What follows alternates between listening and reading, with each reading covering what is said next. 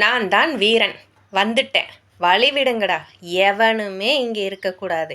என்னடா முறைச்சி பார்த்துட்டு உட்காந்துருக்க, தள்ளுடா, நான் ஒரு வீரன் வந்திருக்கேன்ல அப்படின்ற மாதிரி தாங்க முதல்லையே கேட்லேருந்து வெளியில் போன உடனே அந்த டாகை பார்த்து முறைச்சிட்டு சத்தம் போட்டுட்டு இருந்தாங்க. கொஞ்ச தூரம் போன உடனேயே இன்னொரு டாக் வந்துச்சு. அந்த டாகுக்கிட்டேயே அப்படியே தான் எகிரி போய் போய் சண்டை போட்டாங்க. நான் வீரன் வரன்ல, வழியில் நிற்காதடா அப்படின்னு சொல்லிட்டு அவருடைய வீரம் பாருங்கள் என்ன நடந்துச்சின்னு.